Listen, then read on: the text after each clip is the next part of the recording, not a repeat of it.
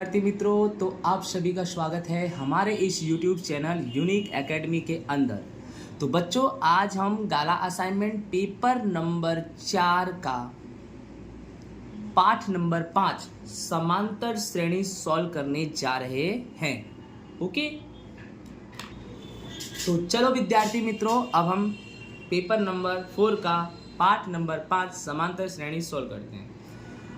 Okay, आपके लिए मैं गाला असाइनमेंट चैप्टर वाइज सॉल्व करा रहा हूँ, जो आपके लिए ज़्यादा उपयोगी साबित होगा। ठीक है, चलो सबसे पहले हमारा क्वेश्चन नंबर 3 है चैप्टर नंबर 4 का। क्वेश्चन क्या है? समांतर श्रेणी में कर्ण 3, कर्ण 12, कर्ण 27 का कौन सा पद ज्ञात करना है बच्चों? 10वां पद ज्ञात करना है। कौन सा पद ज्ञात करना है? 10वां पद।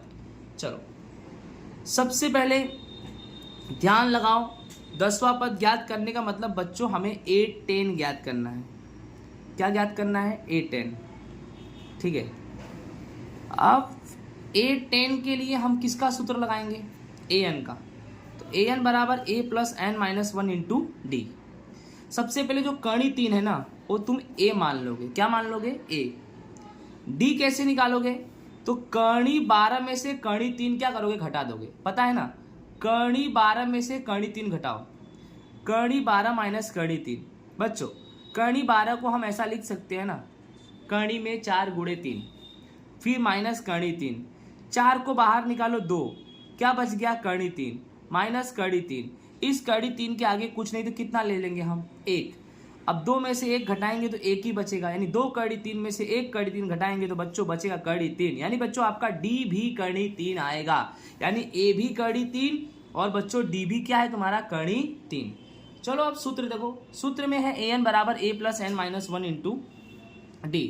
तो A10 N की जगह पे कितना है बच्चों? N की जगह पे 10 है। A10 बराबर A कितना है? कर्ण 3 प्लस N माइनस 1 यानी 10 माइनस 1 और D यानी बच्चों कर्ण 3।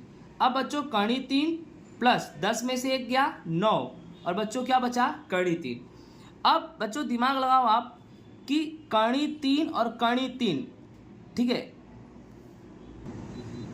देखो ये कर्ण 3 है प्लस 9 कर्ण 3। पहले कर्ण 3 लिख दिया ना, 9 का गुणा कर्ण 3 में आएगा बच्चों तो क्या होगा? 9 कर्ण 3। 9 का गुणा कर्ण 3 में करेंगे तो 9 कर्ण 3 आएगा। अब इस कर्ण 3 के आगे कुछ नहीं तो कितना ले लिया हमने? 1। तो 1 कर्ण 3 प्लस 9 कर्ण 3, तो 9 और 1 10, यानी बच्चों 10 कर्ण 3। कितना आया? 10 कर्ण 3। अब करना क्या है बच्चों कि आप समझो, अगर इसका ये जो है 10, देखो यहाँ पर आपको 10 कर्ण 3 कहीं मिल ही नहीं रहा है, नहीं मिल रहा है ना, और आपका आंसर कितना है? कर्ण 300। तो करना क्या है आपको कि जैसे ये 3 का है ना, ठीक है, ये 10 को अगर सिंपल अगर 10 है, ठीक है, अगर ये सिंपल 10 है बच्चों, ये सिंपल 10 है, अगर इसको मैं कर्ण में करूंगा तो कितना लूंगा आप ही बताओ? 100 लूंगा ना, कि 100 को कर्ण से बाहर निकालूंगा कितना आएगा? 10। तो यही किया है मैंने, 10 को कर्ण में ले लिया। कर्ण में ले लिया मतलब कितना लेना पड़ेगा? 100, और 3 तो पहले से कर्ण में है तो गुणे 3, तो 3 गुणे 3 यानी बच्चों कर्ण में 300। समझ में आ रहा है ना? जैसे आपका 10 है, अगर इसको मुझे कर्ण में लिखना हो तो हम कैसे लिखेंगे? ऐसे ही लिखेंगे ना। तो कर्ण 100 हो गया, फिर आपका क्या बच गया? अभी यहाँ पर कर्ण 3 बच गया। अब 100 और कर्ण 3, तो कर्ण में कितना आएगा? 300 भी आएगा ना। समझ में आया? तो आपका आंसर क्या होगा? बी, कर्ण में, सॉरी बी नहीं, सी, कर्ण में 300। चलो आगे चलते हैं। क्वेश्चन नंबर 17, 12 के प्रथम 15 गुणजों का योग क्या होगा? गुणजों मतलब गुणाकार। 12 के प्रथम 15 गुणाकार का योग क्या होगा? तो सबसे पहले 12 का गुणाकार लगाओ। 12 कम 12, 12 दूनी 24, 12 तिहाई 36, डैश डैश डैश डैश। कहाँ तक जाना है? 12 संख्या तक जाना है, मतलब ये 1 संख्या, 2 संख्या, 3 संख्या, ऐसे कहाँ तक जाना है तुम्हें? 12 संख्या तक जाना है। बट जाने की जरूरत नहीं है, क्योंकि बोला है कि 12 के प्रथम 15 गुणजों का योग कितना होगा। तो अपने 12 संख्या जाने में क्या वह संख्या मिलेगी? पहला नंबर, दूसरा नंबर, तीसरा नंबर, चौथा, पांचवा, ऐसे 12वें नंबर पे कौन सी संख्या मिलेगी वो ज्ञात करेंगे हम। ठीक है, तो सबसे पहले हम क्या करेंगे, इसमें जो 12 है वो तुम्हारा ए हो जाएगा। ए बराबर 12। डी बराबर कैसे निकलेगा? 24 में से 12 घटा दो तो कितना निकलेगा? 12।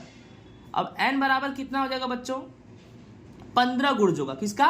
15 गुणजों का, 12 के, सॉरी थोड़ा मैंने गलती बोल दिया, 12 के प्रथम 15 गुणज, यानी 12 का पहाड़ा ऐसे लिखते जाओ और 15 बार तक लिखो। कितनी बार तक लिखो? 15 बार तक। तो वह संख्या कौन सी आएगी? तो n बराबर कितना हो गया तुम्हारा? 15। तो a बराबर 12, d बराबर 24 में से 12 गया 12, और n यानी 15 गुणजों का योग ज्ञात करना, मतलब Sn ज्ञात करना, मतलब S15 ज्ञात करना है। क्या ज्ञात करना है? S15। ठीक है, तो Sn का सूत्र लगाओ। Sn बराबर n/2, 2a plus n-1 into D. तो Sn बराबर n कितना है तुम्हारा? 15, तो 15/2, फिर 2 गुणे 12, a तुम्हारा 12 है, n-1 यानी 15 - 1 और 12। फिर ध्यान से देखो, 15/2 लिख दिया, 12 का 2 में गुणा करो 24, प्लस 15 में से 1 गया 14, फिर गुणे में क्या आएगा? 12। फिर क्या करेंगे? 15/2 24 प्लस 14 गुणे 12 करेंगे, 14 में 12 का गुणा करो तो कितना आएगा बच्चों? 168। 14 गुणे 12 168। फिर बच्चों 15/2 गुणे 24 में 168 जोड़ेंगे तो 192 आएगा। फिर 192 में 2 का भाग करेंगे, 192 में 2 का भाग करेंगे तो कितना आएगा? 96 आएगा। आप कर सकते हो, 192 भागे 2, 2 9 18, 1 बचा, ऊपर से उतरा 2 और 2 छंग 12, देखो 96 आया। अब आपके पास क्या बचा? 15 गुणे 96, तो 15 में 96 का गुणा करेंगे तो 1440 आएगा। यानी तुम्हारा बच्चों S15 जो है ना वो 1440 आया। कितना आया? सवाल में यही पूछा है कि 15 गुणजों का योग क्या होगा, तो 15 गुणजों का जो योग होगा ना बच्चों वो 1440 होगा। आई होप आपको समझ में आया होगा। नेक्स्ट चलते हैं हम क्वेश्चन नंबर 28 पे कि समांतर श्रेणी में 3, 15, 27, 39 का कौन सा पद 54वें पद से 132 अधिक है? क्या है सवाल?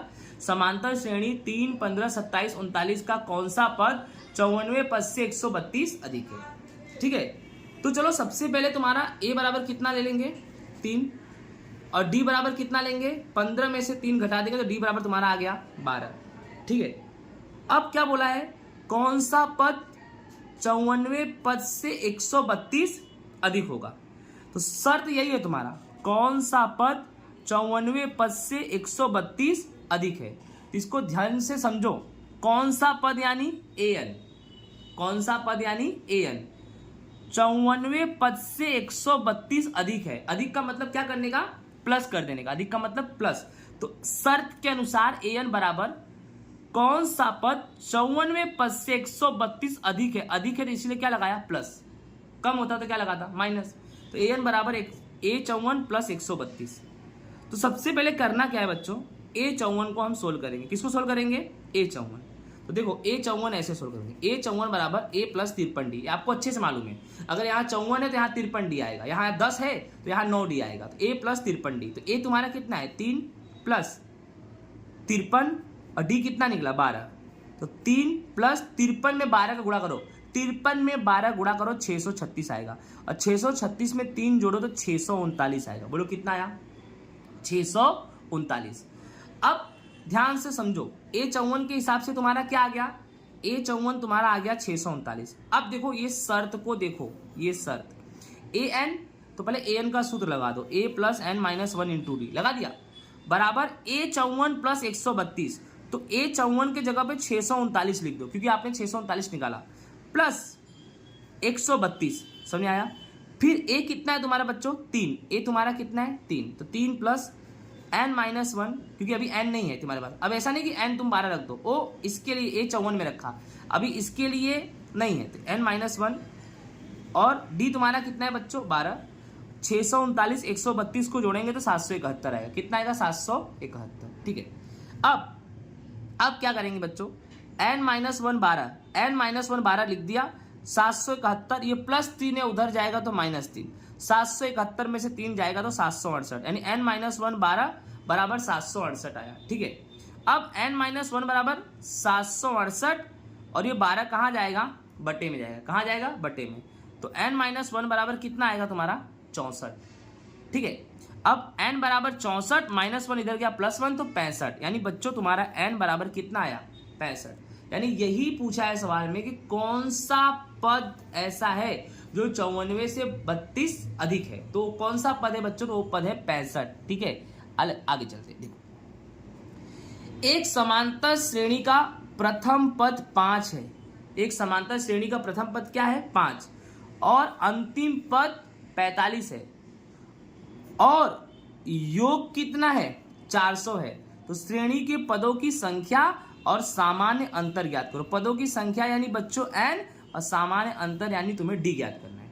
सबसे पहले सवाल में प्रथम पद 5 है तो a बराबर कितना मान लेंगे 5। अंतिम पद 45 है तो an बराबर कितना मान लेंगे 45। और बच्चों an बराबर ही l होता है। और जब भी सवाल में अंतिम पद दिया हो और प्रथम पद दिया हो तो कौन सा सूत्र लगाएंगे Sn बराबर n/2 कोष्टक में a प्लस l, यही सूत्र लगाएंगे। अब क्या बोला है कि और योग 400 है यानी योग यानी Sn तुम्हारा कितना दिया है 400 दिया है। बोलो बच्चों कितना दिया है 400। तो सबसे पहले दिमाग लगाओ, तुम्हारे सवाल में Sn दिया है तो पहले Sn का ही सूत्र लगाओ, जो दिया हो उसका सूत्र लगाओ। Sn बराबर n/2 कोष्टक में a प्लस l। आप बोलोगे सर a प्लस l वाला सूत्र क्यों लगाया, क्योंकि सवाल में प्रथम पद और अंतिम पद दिया है। अब Sn कितना है बच्चों 400 बराबर n/2, a तुम्हारा कितना है 5, l यानी a अंतिम पद 45 है। फिर 400 बराबर n/2 45 और 5 जोड़ेंगे तो 50 आएगा। ठीक है, अब 2 का गुणा किस में कर देंगे 400 में। देखो 400 गुणे 2, n का गुणा 50 में करेंगे तो n गुणे 50। ठीक है, अब हुआ 400 गुणे 2 यानी 800 और n गुणे 50। अब n को यहाँ लिखा, n के साथ में 50 है, 50 नीचे और 800 ऊपर, तो 800 में 50 का भाग देंगे तो बच्चों आएगा 16। डन, क्या आएगा हमारा 16। ओके, अब n 16 आया, अभी n 16 आया यानी आपके पदों की संख्या तो निकल गई, बट क्या ज्ञात करना है सामान्य अंतर d। अब सामान्य अंतर कैसे ज्ञात करेंगे, तो आपके सवाल में an दिया है ना, तो an का सूत्र लगा दो। an बराबर a plus n minus 1 into D. an कितना है बच्चों 45 बराबर a कितना है 5 प्लस, अब बच्चों n तुम्हारा कितना निकल गया, n तुम्हारा यहाँ पर देख लो, n तुम्हारा कितना निकल गया 16 निकल गया। तो n माइनस 1 यानी 16 माइनस 1 और d तुम्हारा बच्चों कितना है, तो d तो ज्ञात करना है, d तो तुम्हें क्या करना है ज्ञात करना है। फिर 45, ठीक है,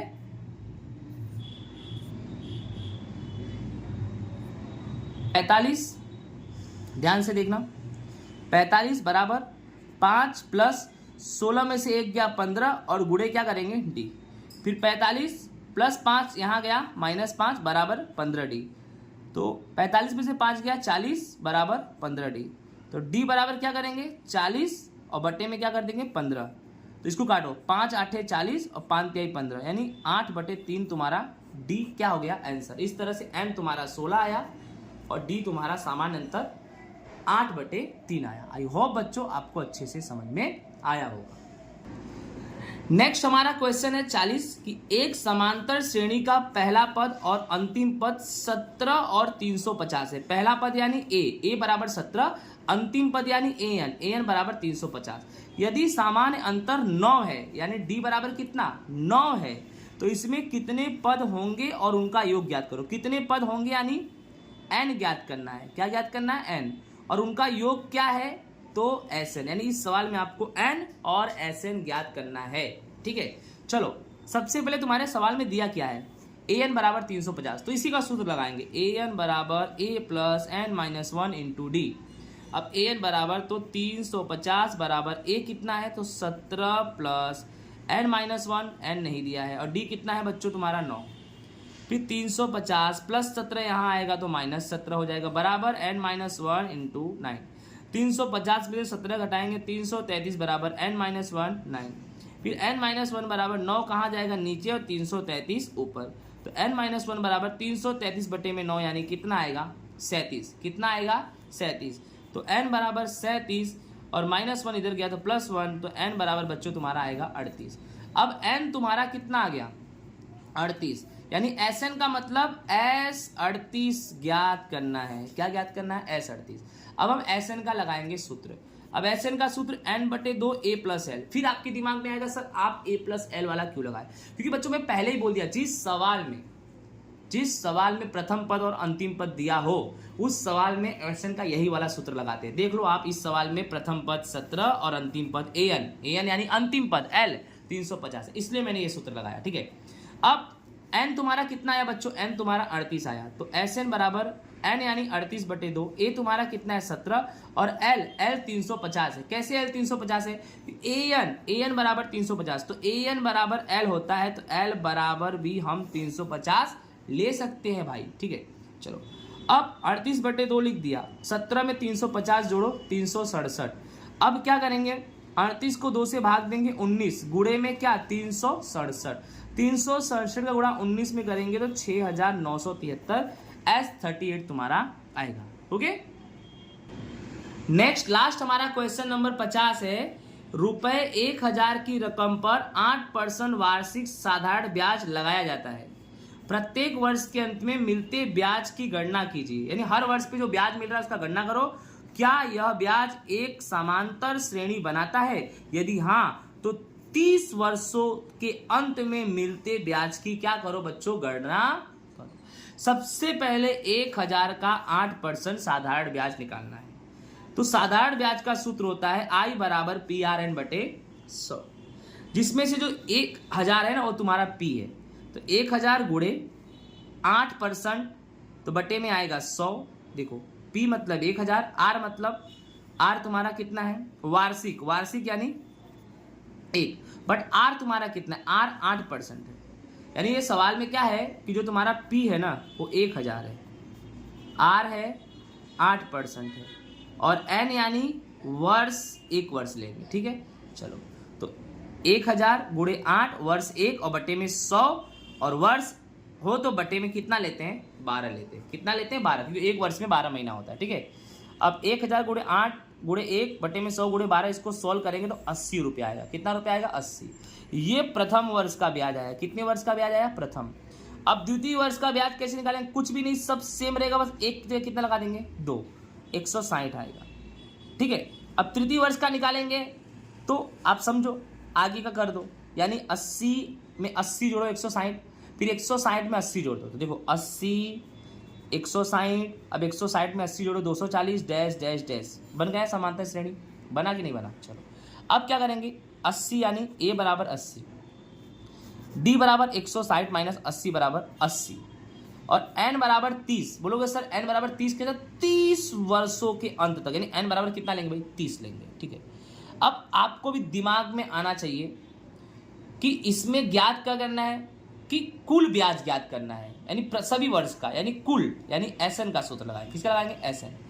अब SN बराबर N बटे 2, 2A plus N minus 1 into D। अब करना क्या है, N कितना है तुम्हारा 30, 30 बटे 2, फिर 2 गुणे A तुम्हारा कितना है 80, प्लस N माइनस 1 यानी 30 माइनस 1, और D तुम्हारा कितना है 80। 30 का 2 में भाग दो 15, 80 गुणे 2 160, प्लस 30 में से 1 गया 29, गुणे में कितना 80, फिर 15 गुणे 160 प्लस 29 गुणे 80 करो, 29 में 80 का गुणा करोगे तो 3220, 2320, 29 गुणे 80 यानी 2320। मतलब आपको 29 में 80 का गुणा करना है, 10वीं में पढ़ते हो गुणा तो आता होगा, ठीक है, 2320। फिर 15 गुणे 160 में 2320 का गुणा करेंगे तो 2480 आएगा। आप गुणा करके चेक कर सकते हो, ठीक है। अब 15 में 2480 का गुणा करेंगे तो 37,200 रुपया ये कुल ब्याज हो गया। कुल ब्याज कितने वर्ष तक, 30 वर्षों तक। कुल ब्याज 30 वर्षों तक 37,200 हुआ, ठीक है। लेकिन उसने बोला है अंतिम 30 वर्षों तक, अंतिम 30 वर्षों तक यानी n बराबर 30, यानी A 30 ज्ञात करना है। क्या ज्ञात करना है, A 30 भी ज्ञात करना है। तो an का सूत्र an बराबर A plus n minus 1 into D. तो A 30 बराबर A कितना है तुम्हारा 80, n माइनस 1 यानी 30 माइनस 1, और D तुम्हारा 80 है। तो 80 प्लस 30 में से 1 गया 29 गुणे में 80, 80 प्लस 29 गुणे 80 करेंगे तो 2320।